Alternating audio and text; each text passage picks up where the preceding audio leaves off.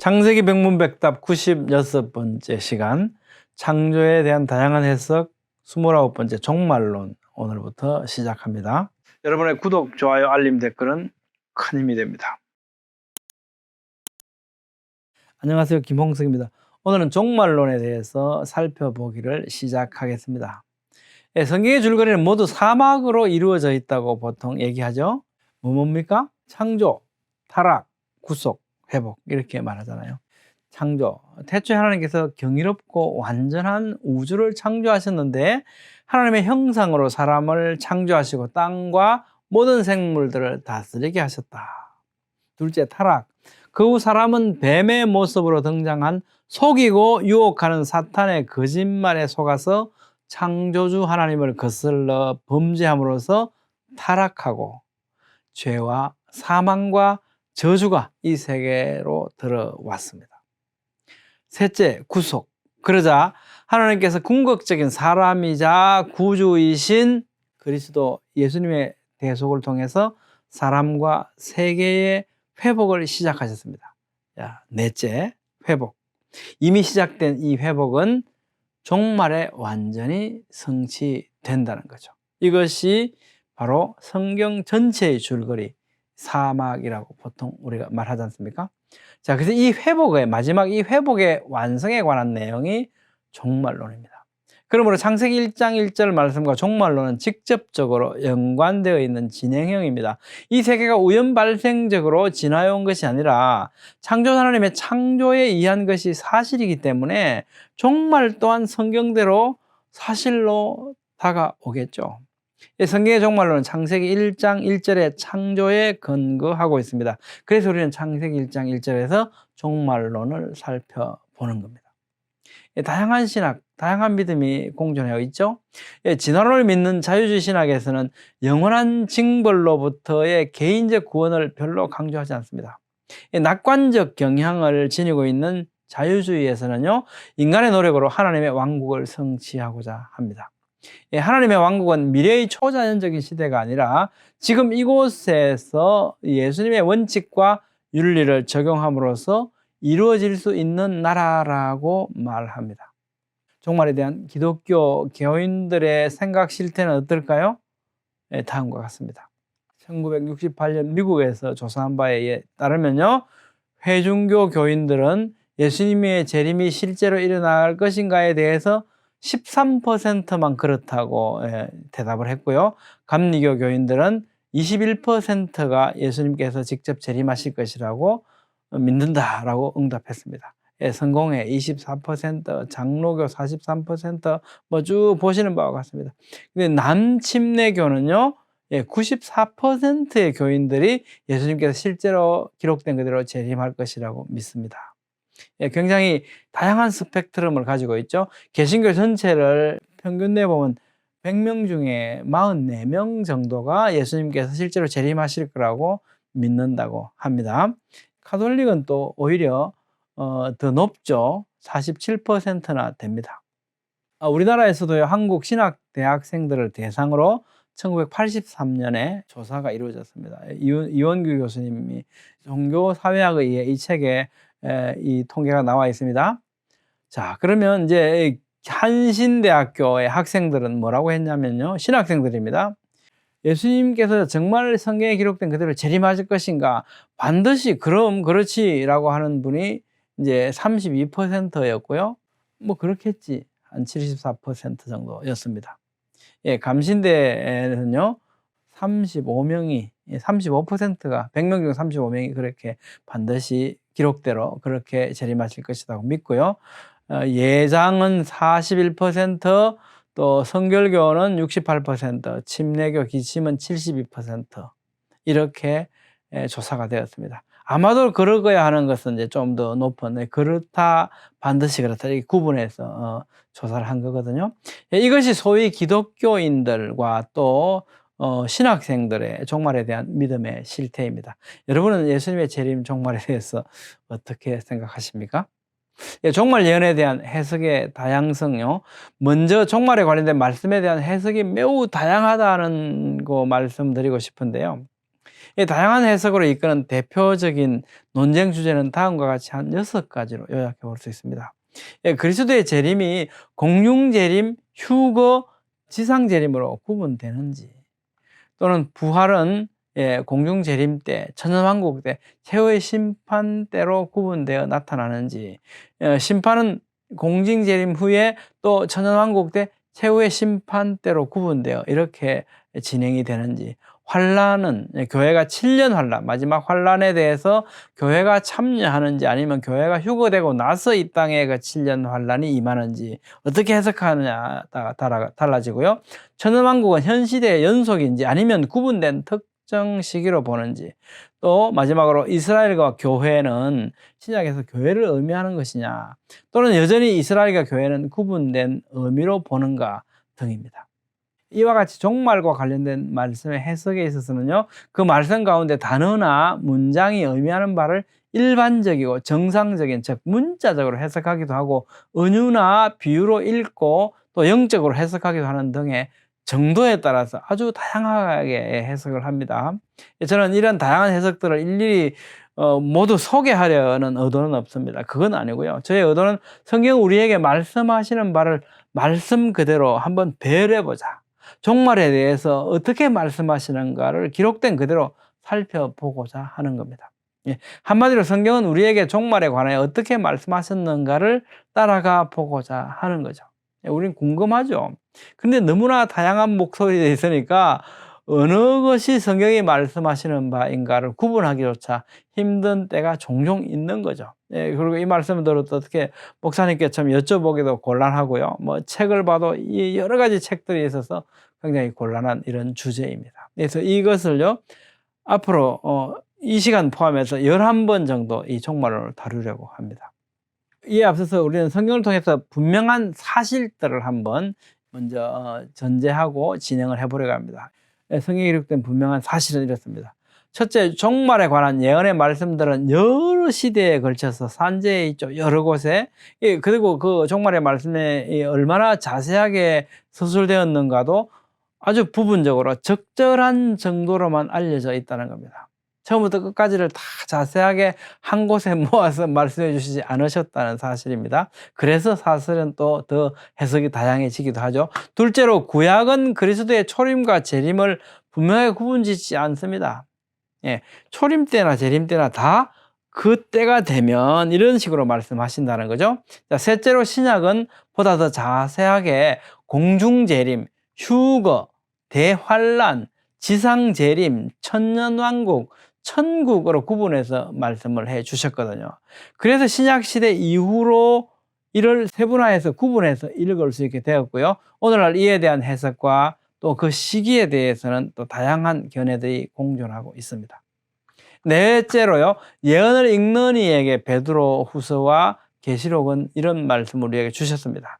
베드로후서, 먼저 알 것은 성경의 모든 예언은 사사로이 풀 것이 아니니, 예언은 언제든지 사람의 뜻으로 난 것이 아니고 오직 성령의 감동하심을 받은 사람들이 하나님께 받아 말한 것이다. 계시록 22장 말씀을 이렇게 말합니다. 내가 이 두루마리의 예언의 말씀을 듣는 모든 사람에게 증언하노니, 만일 누구든지 이것들 외에 더하면 하나님이 이 두루마리에 기록된 재앙들을 그에게 더하실 것이요, 만일 누구든지 이 두루마리의 예언의 말씀에서 하나라도 제하면 하나님이 이 두루마리에 기록된 생명나무와 및 거룩한 성의 참여함을 제하여 버리시겠다. 이렇게 엄중하게 말씀하셨다는 사실입니다. 종말에 관련된 예언 말씀들의 이 배열은요, 존 메가더 목사님의 저서 존 메가더 성경 교리 중에서 제10장 미래 종말론을 주로 참고했습니다. 그리고 포렌스의 저서 알기 쉽게 간추린 신학 핸드북을 참조했거든요. 여러분들께서 더 깊이 아시고자 한다면, 더 자세하게 아시고자 한다면 이 두 권의 책을 참고하시면 좋을 것입니다. 종말에 대한 큰 틀, 다양한 해석임에도 불구하고 공통적인 요소는 이렇죠. 그리스도의 재림이 언젠가 있다, 다가올 것이다. 그리고 죽은 자의 부활이 있고 최후의 심판이 있고 그 후에 영원 무궁의 상태가 지속될 것이다. 이것이 이제 공통적인 요소이죠. 어떻게 해석하든지 간에 이 큰 틀은 유지하고 있다는 겁니다. 이를 세분화해 보면 다음과 같습니다. 종말에 관련된 성경 말씀을 기록된 그대로 이렇게 배열하고 해석하는 것을 존 메가더 목사님은 미래적 전천년설이라고 부릅니다. 미래적이라고 하는 단어가 의미하는 것은요, 다니엘서의 70번째 일에 7년 환란, 계시록 6장에서 22장은 모두 미래의 종말에 관한 내용으로 이해합니다. 장차 그리스도의 재림이 공중 재림과 지상 재림으로 구분되어 일어나고, 지상 재림 때 실제로 예루살렘을 중심으로 그리스도께서 천년왕국을 다스리실 것으로 해석을 합니다.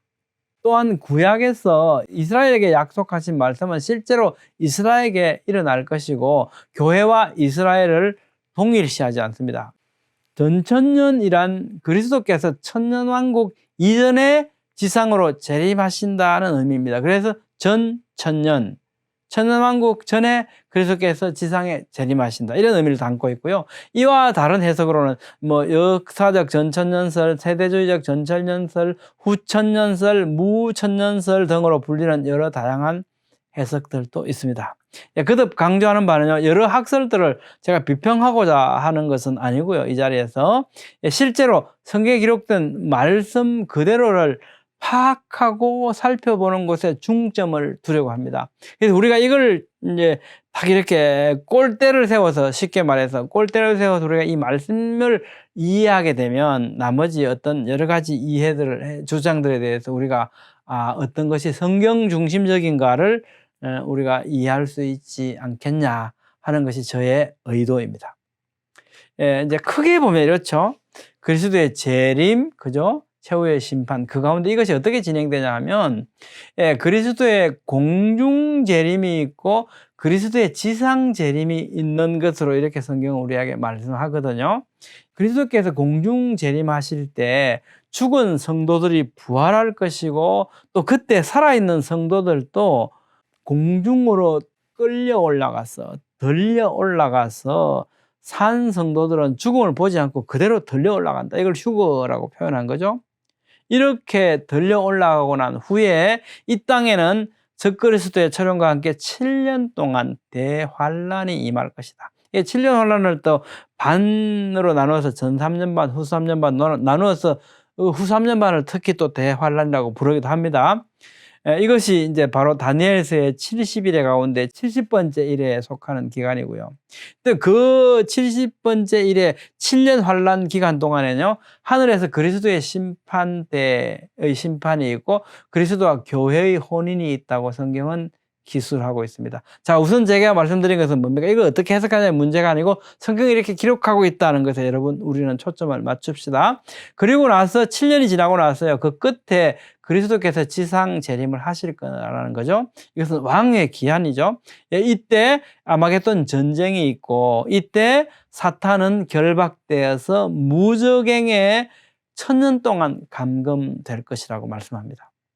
이 1000년 동안 이 사탄이 무저갱에 감금되어 있는 이 동안 그리스도께서 지상에 재림하신 이때 천년왕국, 이때로부터 1000년 동안 예루살렘에서 예루살렘을 중심으로 해서 세상을 다스리실 것이라는 겁니다. 구약 성도와 대환란기 순교자는 이때 부활하고요. 부활한 성도들과 또 여기서 이제 휴거한 성도들이 있지 않습니까? 이 성도들이 그리스도와 더불어서 1000년 동안 다스리실 것이라는 겁니다. 그래서 이 천년왕국이 이 땅에 세워져서 1000년 동안 다스릴 것이다. 그래서 이걸 천년왕국이라고 부르는 거죠. 또 이때 생존 유대인들과 이민족들도 심판을 받게 되고요. 이스라엘에 대한 계약이 완전히 성취되는 것이 바로 이때다라고 성경은 말씀하신다는 겁니다. 자, 그리고 나서 천년왕국이 끝납니다. 그죠? 그러면 이 무저갱에 1000년 동안 감금되어 있던 사탄이 잠깐 동안 놓이게 됩니다. 그리고 또 사람들을 미혹해서요, 곡과 마곡의 전쟁을 일으키게 되고, 이때 이제 유황불이 하늘에서 떨어지게 되어서 이 예루살렘 성을 향해서 공격해가던 사탄이 그 무리들과 함께 멸망을 받게 되고요. 사탄은 불못에 영원히 던져지게 된다는 겁니다. 그리고 나서 이제 최후의 심판이 있게 되는데요. 불신자의 부활이 있죠. 모든 죽은 자들이 부활합니다. 그리고 최후의 심판을 받게 되는데 이 모든 불신자들은 영원히 불못에서 고통을 받게 됩니다. 그리고 구원받은 하나님의 백성들은 새하늘과 새 땅, 새 예루살렘 성에서 영원히 다스리며 복을 누리는 영원 무궁의 상태가 시작되어서 지속된다라고 하는 것이 성경이 우리에게 말씀해 주시는 종말의 그림입니다. 이런 큰 그림은요, 성경이 말씀하신 그대로를 순서대로 배열했고 존 메가드 목사님의 성경 교리를 따라서 주된 교재로 활용하였습니다. 그리고 자세한 내용은 보시는 바와 같이 이제 깨알같이 제가 저 근거의 말씀들을 쭉 나열했죠. 이 나열된 말씀들에 따라서 오늘 빼고 앞으로서 10강에 걸쳐서 자세하게 여러분들과 함께 살펴보려고 하는 겁니다. 그 중에서 오늘 이제 천년왕국에 대해서만 잠깐 살펴보면요. 존 메가드 목사님 이렇게 말씀하시죠. 또 공감이 가죠. 천년왕국에는 번영과 의와 평화가 지배하며 자연재난도 없어져서 현재보다 훨씬 더 살기 좋지만 여전히 죽음이 존재하고 있다는 겁니다. 그리고 거기서 또 여전히 자녀를 낳고요. 이는 장차 도래할 영원한 천국과는 다르다는 것을 알 수 있죠. 그래서 이 시기를요, 천년왕국 시기를 영원한 천국으로 가는 이 땅에 세워지는 과도기적인 나라다라고 지칭을 하기도 합니다. 우리가 이 천년왕국의 시기에 살펴보면 나무같이 긴 수명을 가진다. 사람들이 한 1000년 동안 산다는 겁니다. 그러니까. 그리고 100세에 죽는 사람을 아이라고 말했잖아요. 그리고 거기에는 뭡니까? 사자가 짚을 먹으며 육식이 없어지고 초식으로 돌아가거든요. 그리고 뱀이 흙을 양식으로 삼는다. 이게 어떻습니까? 노홍수 이전 시대의 어떤 모습을 우리에게 그려주거든요. 그럼 큰 그림 속에서 저는 이런 모습을 한번 그려보게 됩니다. 에덴 동산을 창설하시고 우리를 거기에 살게 하셔서 우리는 타락했고요. 노홍수 이전에는 그래도 방금 말씀드린 바와 같이 오랫동안 900수 이상을 누리면서 살았고 동물들도 이렇게 육식이 없는 채식을 하면서 살아왔는데 노홍수 이후에 어떻습니까? 세상은 더욱 망가졌고요. 인간의 수명은 줄어들고 더욱 살기가 힘들어진 척박한 환경이 되었고 또 육식이 시작되었습니다. 그죠? 그런 와중에 시간이 지나면서 그리스도께서 오셨습니다. 그죠? 그러면서 다가올 어떤 시대에 천년왕국이 세워질 것이고요. 그러면 우리는 다시 노홍수 이전 시대와 비슷한 이런 시대 상황을 환경을 가지게 되는 것처럼 보여집니다. 그러고 나서 어떻게 해요? 영원한 나라로 우리는 들어가게 되겠죠. 그래서 보면 이제 어떻게 위대한 뉴턴이라고 요한 웨슬레 목사님이 말씀하시는데 이런 어떤 여정의 큰 그림을 갖게 되고 이 중에서 또 이제 요한 웨슬레 목사님이 특히 강조하시는 바는 바로 처음에 만드신 아담과 하와 그 인간과 그보다 더 고양된 인간으로서 우리는 어떻게 해요? 십자가 사건을 통해서 하나님의 사랑을 더 경험했거든요. 그래서 더 고양된 상태의 인간으로 우리는 영원 무궁토록 이렇게 살아가게 될 것이다 라고 하는 위대한 뉴턴이라는 설명을 하시기도 합니다. 자, 여러분의 생각은 어떠십니까? 오늘은 종말론에 관련된 말씀들을 크게 이렇게 한번 배열을 해 보았습니다. 저는 종말론에 대한 공부를 할 때마다 저의 마음은 즐겁고 안심이 되고 정말 푸근하고 풍성합니다. 왜냐하면 모든 시름을 잊게 하고 오직 기쁨으로 소망하는 우리가 갈 그때 그곳에 관한 사실이잖아요. 이 종말론은요. 모든 성도들에게 다른 어떤 것과도 비교조차 할 수 없는 유일하고 큰 희망은 바로 이 개인적 우주적 종말론 아닙니까? 다음 시간에는 먼저 다니엘서의 71회에 대해서 살펴보기로 하겠습니다. 감사합니다.